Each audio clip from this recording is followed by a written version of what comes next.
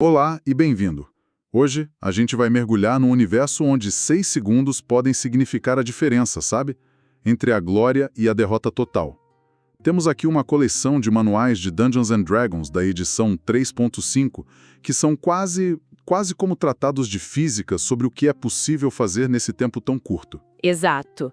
E o conceito central que a gente precisa dissecar é o que se chama de economia de ação. Pensa nisso como um orçamento mesmo.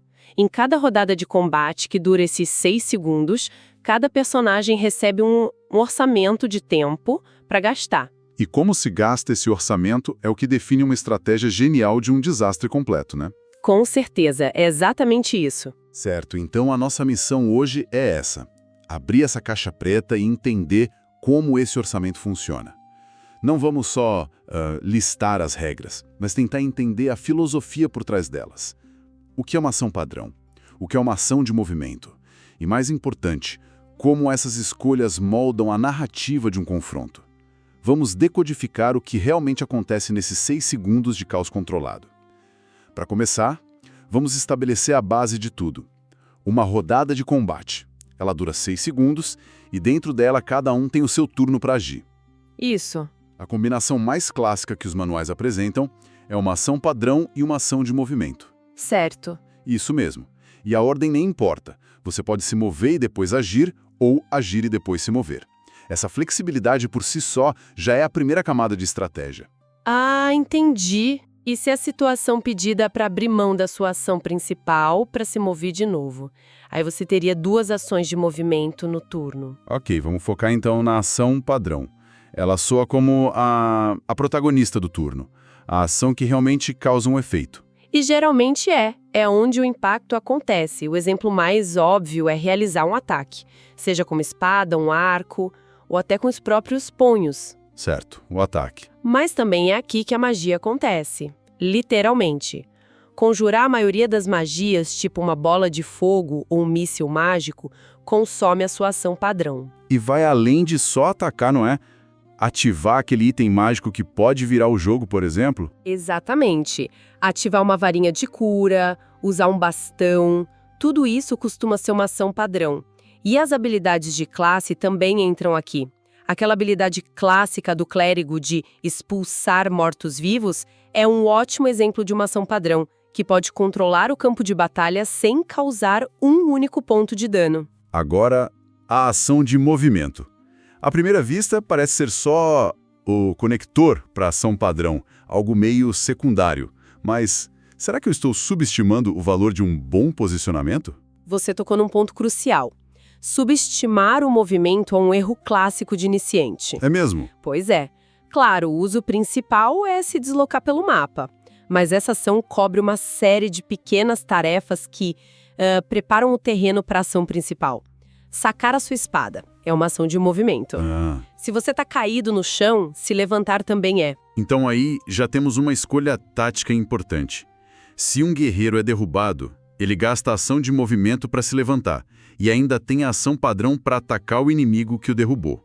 Mas ele não pode se afastar. Perfeito.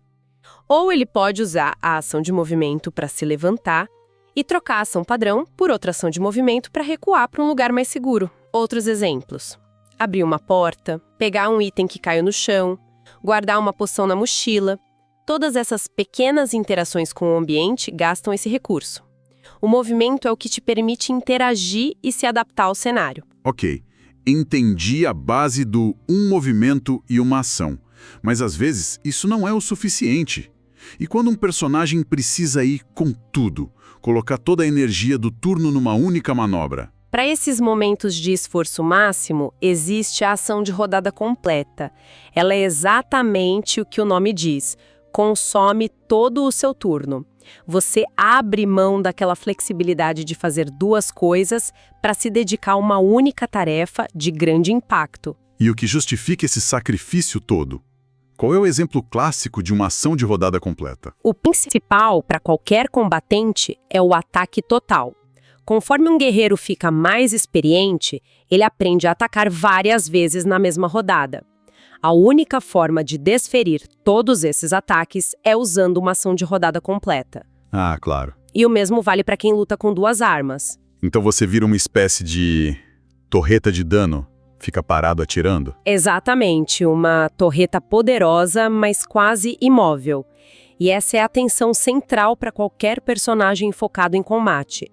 O dano máximo do ataque total está acorrentado a um ponto no mapa. Você sacrifica a capacidade de reagir e se reposicionar. Isso. É a clássica troca de poder por mobilidade, uma decisão que define o fluxo de muitas lutas. Faz todo sentido. E para o movimento? Se eu preciso cruzar o campo de batalha o mais rápido possível. Aí temos outras duas ações de rodada completa. A primeira é a investida. Ela é uma manobra tática fantástica. Você pode se mover até o dobro do seu deslocamento normal, em linha reta, e no final fazer um único ataque. É a forma perfeita de fechar a distância com o inimigo e já chegar atacando. Isso. E se o objetivo for só correr, sem atacar, só sair de uma situação perigosa o mais rápido possível? Para isso existe a corrida. Ela permite que você se mova até 4 vezes o seu deslocamento normal. É o puro desespero, o momento em que você ignora qualquer oportunidade de ataque para maximizar a distância percorrida. E você mencionou também a ação de recuar, uma fuga tática. Gostei do nome. Soa melhor que fugir covardemente. Pois é, e a diferença é crucial. Recuar permite que você se mova o dobro do seu deslocamento, mas a grande vantagem é que o seu primeiro passo para longe do inimigo não provoca um ataque de oportunidade. Ah, então é a forma segura de se desengajar de um combate corpo a corpo sem levar um golpe nas costas. Exatamente. É uma escolha puramente defensiva, pagando com seu potencial ofensivo para garantir a sobrevivência. E tem um detalhe aqui que parece pequeno, mas que parece mudar tudo. O passo de ajuste. O que é isso? Ah, o passo de ajuste é o pulo do gato.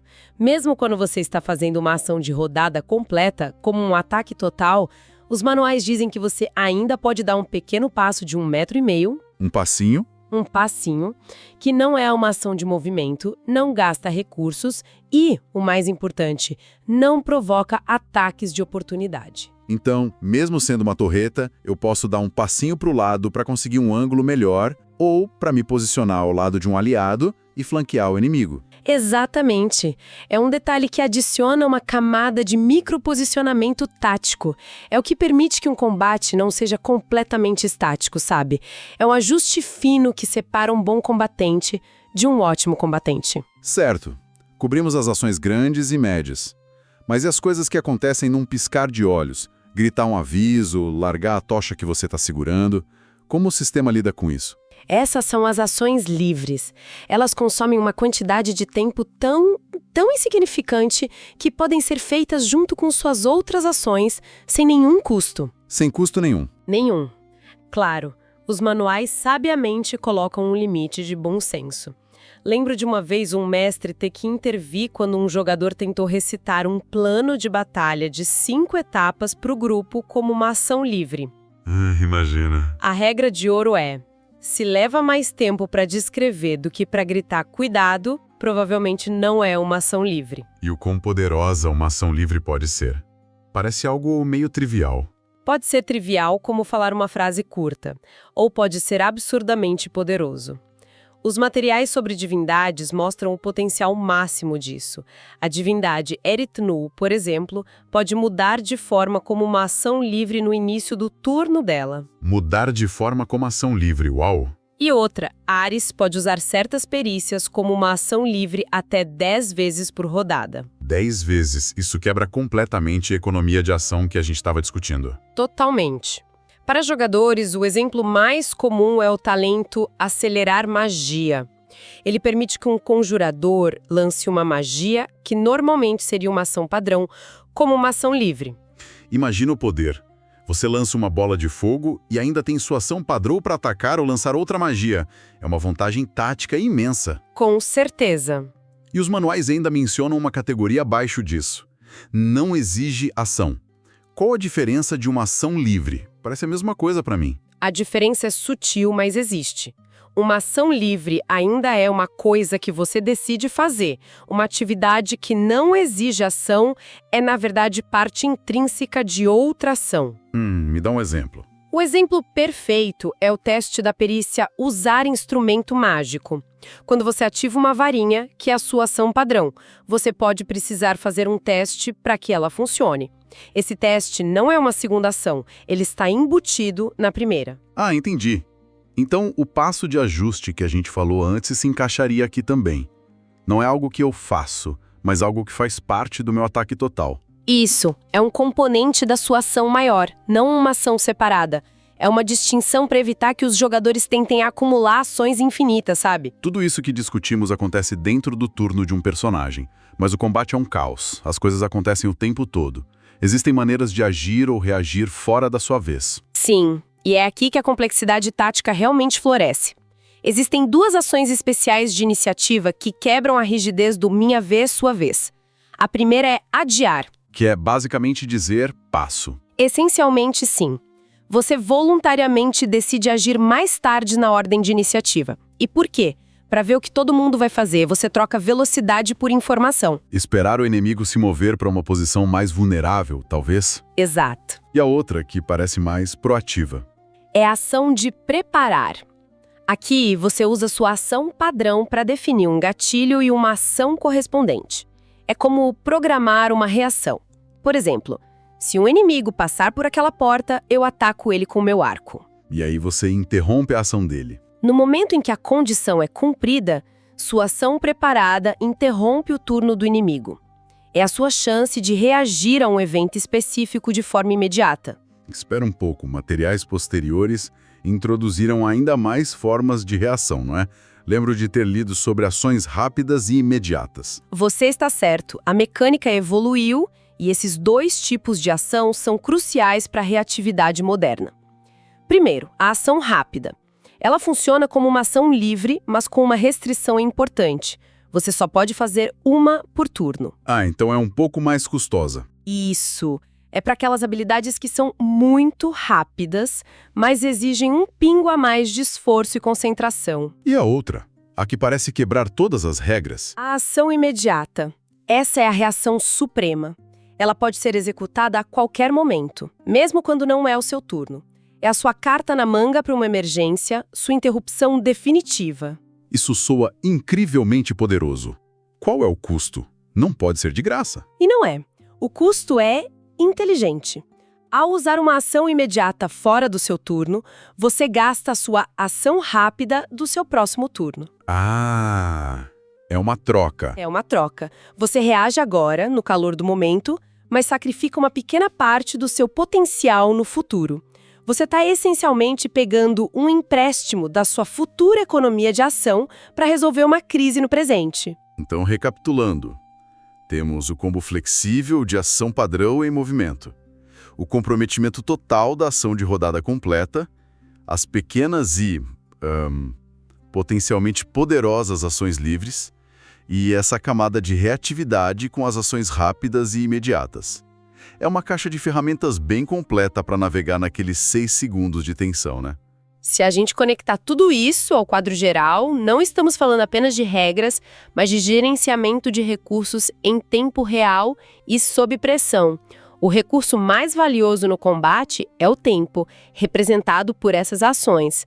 Saber quando usar um ataque total para maximizar o dano e quando usar uma investida para se posicionar melhor ou quando guardar a sua ação rápida para uma possível ação imediata. São essas as decisões que definem um mestre tático. Exatamente. Isso me leva a uma última questão.